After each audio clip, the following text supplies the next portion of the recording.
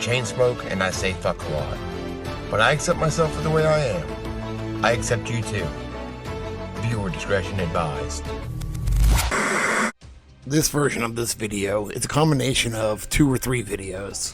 I say 2 or 3 because the actual video, A New Day at CNN, was originally published on 12/19/2021. And that video already contained the majority of a video I published on 7/19/2020 called Sympathy for a Devil. But right before I made this video originally, I put out a video called Drop the Soap on 12/15/2021. And it was short, so I added it to this. I'll leave links to everything in the description, as always. Former Chris Cuomo producer trained girls as young as 7 in sexual subservience or documents. New York Post, December 13, 2021. A veteran CNN producer who worked shoulder to shoulder with ex-anchor Chris Cuomo bragged about luring girls as young as 7 to his home for, quote, sexual subservience training, and believed, quote, a woman is a woman, regardless of age. According to court papers released Monday, John Griffin, who has been suspended from the network pending an investigation into the allegations, attempted to lure at least 4 girls, ages 16, 14, 13, and 9, to his Vermont ski house for deviant training sessions on such things as, quote, spanking and, quote, cock worship. The 44-year-old cable network honcho was arrested Friday by FBI agents, but his indictment was unsealed Monday. It revealed how the producer used a, quote, BDSM dating, fetish, and kink website to try to find parents who would allow Griffin to train their minor daughters to be, quote, sexually subservient. Throughout 2020, Griffin had a number of conversations with the, quote, purported parents of young girls in which he, quote, espoused a way of life in which women are sexually subservient and inferior to men. Quote, there is a natural, wanton whore at the core of any female, whether she knows it or not. Griffin told a person who claimed to be the mother of a 16-year-old daughter last summer. He then allegedly proposed, quote, a little mother-daughter trip to his Ludlow, Vermont ski house for the sexual training. Around the same time, Griffin spoke to another person who claimed to be the mother of 13-year-old and 9-year-old girls, saying, quote, it's your job, in concert with me, to see that the 13-year-old daughter is trained properly. Quote, when handled appropriately, a woman is a woman, regardless of her age, Griffin told the person. After a number of text and phone conversations with the person, Griffin allegedly transferred the purported parents $3,350 to cover the cost for a trip from Nevada to Boston. On July 15, 2020, Griffin drove his red Tesla Model X to Boston Logan International Airport to pick up the parent and 9-year-old, and then brought them back to his ski house where the child, quote, was directed to engage in and did engage in illegal sexual activity. In an earlier instance in April of that year, Griffin chatted with the purported father of a 14-year-old girl and told him he'd sexually trained a 7-year-old and said the dad's teen would be a, quote, good candidate for his school alongside her mother. Griffin faces a mandatory minimum sentence of 10 years of imprisonment and a maximum sentence of life imprisonment for each of 3 counts he faces. Have fun getting raped in prison. From the Daily Mail, Chris Cuomo's pedophile CNN producer hosted sleepovers and pool parties with friends of his 3 young children while being investigated for sexually assaulting 9-year-old girl. December 17, 2021. A Connecticut man who knows the Griffin family told of his disbelief that the suspected pedophile was free to interact with children while authorities spent 17 months probing the case. John Griffin and his wife Allison hosted children's parties at their colossal $4 million mansion overlooking Long Island South and Wilson Point, Connecticut. Quote, the Griffins have young children, and those young children have friends, the resident told Fox News. I know someone who is a friend with their daughter and went to a pool party at their house last summer, and he, Griffin, was there. He was arrested on December 10 in Connecticut on a federal indictment out of Vermont for allegedly soliciting 3 mothers to have sex with their underage daughters. However, Griffin had been on the authorities' radar for more than a year after a mother who took her 9-year-old daughter to meet the TV producer was arrested in August of 2020. The mother flew her daughter from Nevada to Boston for $3,350, where Griffin picked them up in his Tesla in July 2020. He then took the pair to his $2 million Vermont mountain chalet, where the abuse is said to have taken place.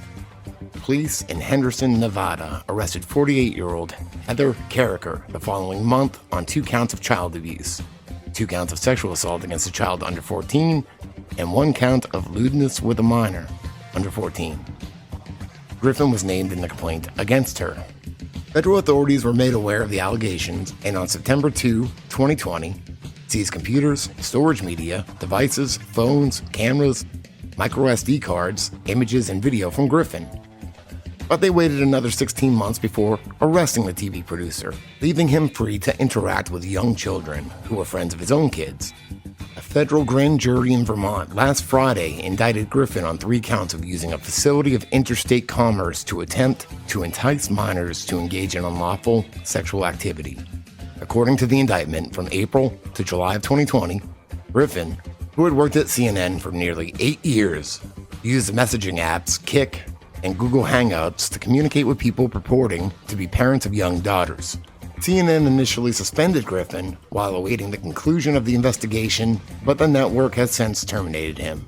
Griffin is the son of longtime William Morris agent Jim Griffin, who represented Regis Philbin, Geraldo Rivera, and Fred Thompson. He left the agency in 2009 for Paradigm before it merged with Endeavor. However, back in the day, one of Jim Griffin's clients was a young Chris Cuomo. Jim's son John joined Cuomo on CNN's New Day from the show's birth in 2013 and stuck with the recently axed anchor until the launch of Cuomo Primetime in 2018. Griffin's LinkedIn page claims that he and Chris Cuomo worked, quote, shoulder to shoulder on each show, producing live breaking news across the country and around the world. Cuomo had previously worked with Griffin at ABC News between 2005 and 2013. Chris Cuomo fired following an inquiry over how he helped his brother, New York Governor Andrew Cuomo, during a sexual harassment investigation. Overnight, a CNN spokesperson telling the New York Times, "When new allegations came to us this week, we took them seriously and saw no reason to delay taking immediate action." The Times reporting that on Wednesday, 1 day after Cuomo was suspended, the network was approached by a prominent lawyer about a client with an allegation of sexual misconduct against Chris Cuomo. A spokesperson for Chris Cuomo telling the Times these apparently anonymous allegations are not true. It's unclear if the allegations are what led to CNN to dismiss the former anchor. From CT Insider. Warrant. Mom twice hospitalized during trip to sexually train daughter with former Connecticut CNN producer. December 17, 2021. A Nevada woman was twice hospitalized during a week-long visit to former CNN producer's Vermont ski home, where they trained her adopted 9-year-old daughter to be, quote, sexually submissive. Heather Carricker's 8-page arrest warrant includes text messages describing her visit to Griffin's home, references to sexually explicit photos the girl was forced to take of the woman, and interviews with the girl, her biological mother and grandmother, who was assigned temporary custody of the child. The investigation into Griffin began in August 2020 after the Nevada woman contacted local police about a custody dispute she was having with her daughter's biological mother. Police in Henderson, Nevada contacted the girl's biological mother, who said she discovered a series of text messages the woman sent from her daughter's phone to another man describing their trip to Vermont and how she engaged the child in sexual activity. The girl's biological mother said the woman used the girl's phone to send text messages and log onto social media and email.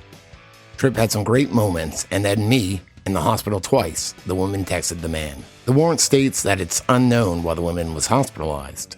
In August of 2020, the biological mother contacted Griffin, who said the woman was hospitalized in Boston and denied anything happened with the girl while he was alone with her at his Vermont home.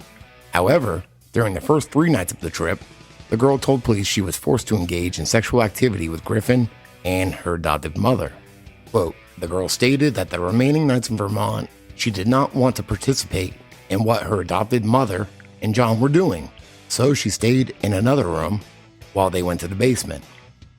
The girl also told police she was forced to watch as her adoptive mother had sex with at least 3 other men between March 2020 and the trip to Vermont in July of that year. That's a nasty bitch. And it turns out John Griffin isn't the only alleged pedophile producer at CNN. Coming on the heels of last week's arrest of CNN producer John Griffin on multiple counts of trying to elicit unlawful sexual activity with minors, the subject of our story is another CNN producer whom had an ongoing relationship with our source for over a decade. When the source came to us, we had some reservations about her history as a former sex worker, which makes her an easy target for anyone who wants to discredit her. But after spending time with her and vetting the photographs, texts, and FaceTime videos she showed us, we felt compelled we had a duty to take action to protect the children who were involved. Sir, I'm done having my mouth on her. I'm going to walk up and put my pouch very close to her face. Slowly unzip my zipper. And as you were getting these text messages, what was going through your mind? I feel disgusting. I feel dirty. My name is Janine Bonanni, and I'm currently a case manager for human trafficking victims as well as domestic violence and sexual assault.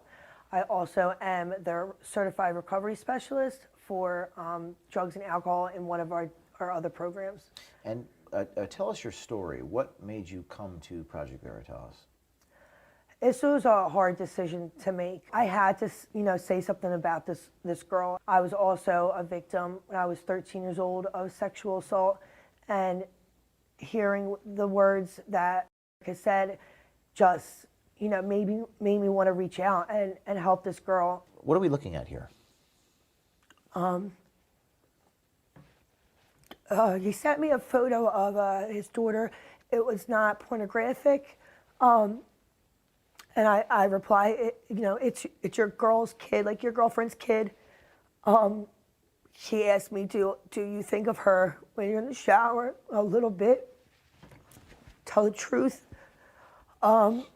I said, no, you just turn me on so much, like not a kid, But I do have a recording of him on the phone, and the whole time he's talking about what he wants to do to the daughter. Sir, I'm done having my mouth on her. I'm going to walk up and put my pouch very close to her face. Slowly unzip my zipper and just guide her head a little closer. And I'm just going to have her kiss the head.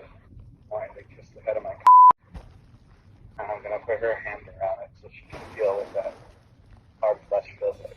December 17, 2021, Project Veritas named CNN producer involved in Wednesday's tragic story. There have been many requests from other journalists and media outlets to name the subject in Wednesday's tragic story involving a CNN producer.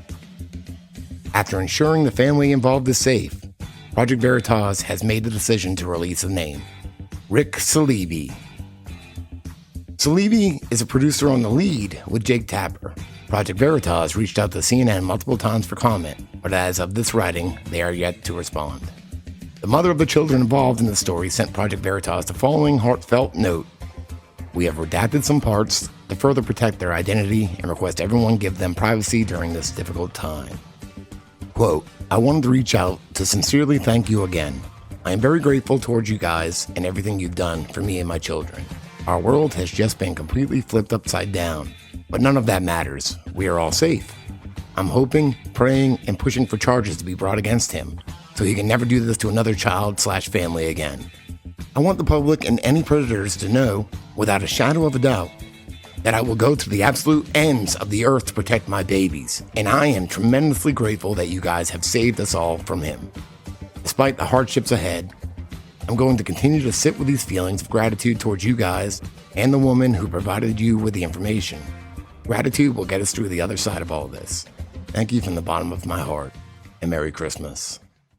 What was revealed during the Jerry Sandusky case is horrifying, but a CNN.com commentary raises a thought-provoking question. Should pedophiles be extended some measure of sympathy? The epic investigation of Penn State University and its famed former coach all started with one boy. My name's Aaron, otherwise known as Victim 1. Aaron was 11 when he met Jerry Sandusky, after he was invited to join a free summer camp in Pennsylvania run by the local legend. He just seemed like the all-natural father figure. Sandusky took a liking to Aaron, bringing him to sporting events, sleepovers at Sandusky's house, and he says he wasn't safe at school either. Sandusky, who volunteered as a football coach there, began regularly pulling him out of class to see him. I want to ask you something, and I know people are going to probably send me a lot of hate mail for this.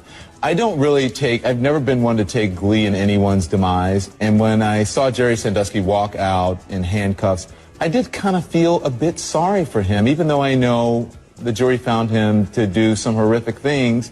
I was like, you know, his life is over. All of these young boys, it was terrible for them as well. There are no winners. What a shame. It's so sad. The 68-year-old man that spent decades raping little boys, his life's over. Yeah, it was kind of bad for the boys, too. Fucking stoned.